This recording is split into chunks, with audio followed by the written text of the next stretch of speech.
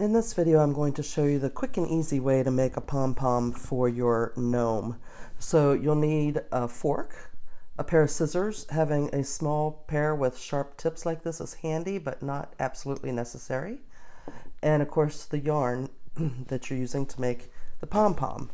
And first, excuse me, start by cutting about a 12 to 15 inch piece of yarn. Preferably the yarn that matches the body of your gnome color, because it's also the yarn that we're going to use to sew the pom-pom onto the gnome.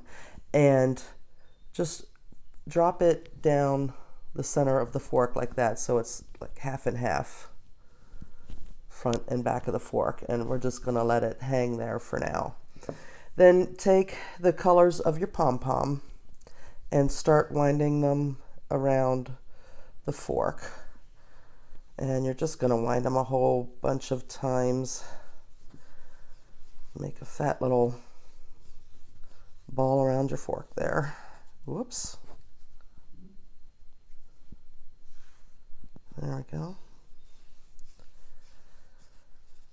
And I haven't been counting, but you can see it's, I've got a kind of a fat little ball there. And then you just stop and snip those yarns.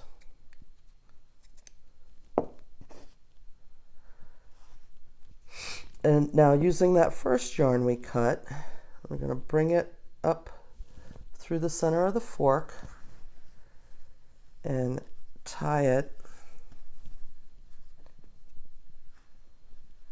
in a half knot, just like you're tying your shoes.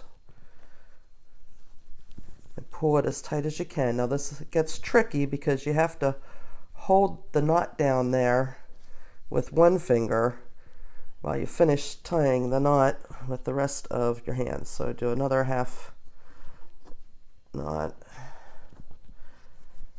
And it does help to have it on a table to work on, and pull it tight. There we go. Now, you can either slide it off the fork to cut it, or cut it while it's still on the fork. I think it's a little bit easier, at least if you have small scissors, to cut it while it's still on the fork. And don't worry about, like, if you have a tail hanging out like that, we'll trim that off here in a minute. So you can get your scissors in there, and you can see how it's just popping open. Now, the one thing you want to be careful of is you don't cut that strand that you used to tie it together in the middle.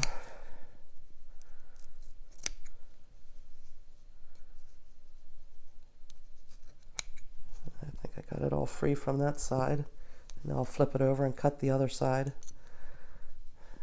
I have to turn the fork around to do it that way, just because it was getting in the way of my hand.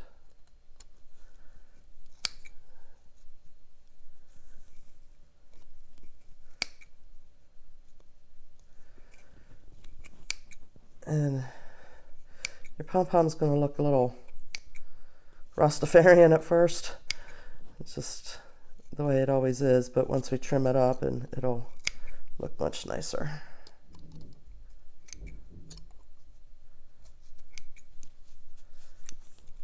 There we go. I think I got it all cut. Slide your fork out. Use your fingers to mush it around. Now, that doesn't look like much of a pom-pom, does it? But don't worry. So if you just kind of smush it down between your thumb and your finger, you can start trimming around it.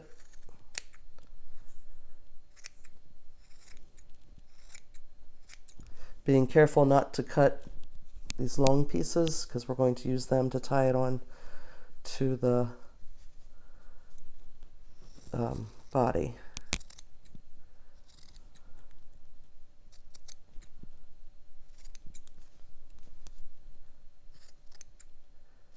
And this is kind of no science to this part of it. It's just a matter of shushing it up and moving it around and seeing where it seems kind of long, and trimming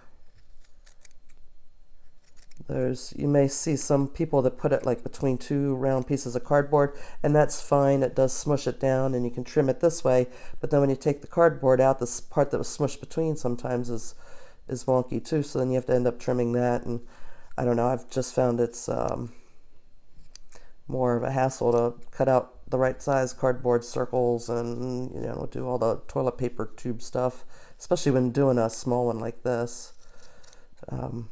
Just trust yourself and trim it up. And one thing I've learned, because I do tend to be a little bit of a perfectionist, is that once you have it tied on to your piece, a lot of those imperfections just disappear. So try not to get too crazy about it.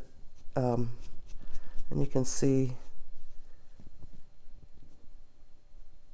it's a messy job. You might want to work over a trash can. And honestly, if I was not on film, I might fool with this a little bit more, because like I said, I do tend to be a perfectionist, but maybe being on film is a good thing too, because I just said don't do that, and sometimes I have a hard time taking my own advice. So then to attach it to your gnome, you'll need a darning needle or tapestry needle, which I forgot to grab before I started the video, so let me grab one here quick.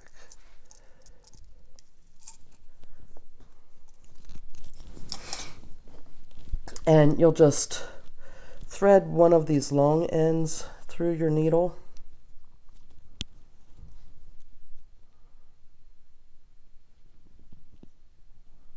Of course, the ones I picked have smaller eyes than what I usually use. Come on.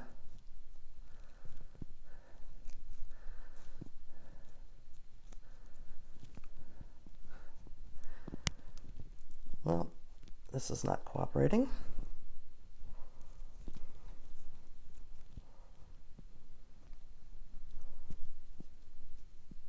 All right, this one is not working. Sorry, folks. The eye of that needle is just a little bit too small. Let me find another one.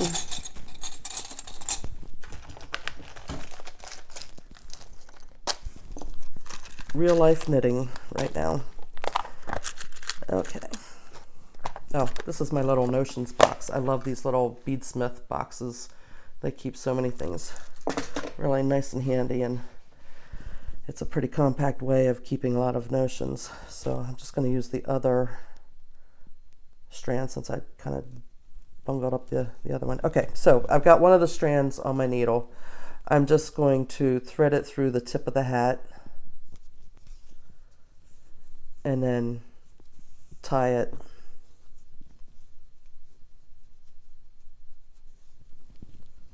just like we tied the strand in the middle of the pom-pom to overhand knots. And then I will bury those tails just right down into the hat, like is recommended in other places in the pattern. But there you can see I've got quite the mess here. Okay, my little pom-pom. And I have not put my beard and arms on yet. I need to wait till they dry from blocking. But this is also a good place to mention that when it comes to placing, you'll place the beard before you do the arms. And you've got three places where you can place the beard. You're going to place it either here or here or here. And I encourage you to, sew in all your tails and look at your work, because one of those panels where you're going to put the beard is probably going to look nicer than the others. And keep in mind that if it's buggered up like right in this area, the beard's going to be covering that. So that, if it looks really nice up here, but it looks kind of not so good here, that might be a good place to put the beard, because the beard will be covering this section. But just, turn your guy around, see which section you like best before you place the beard.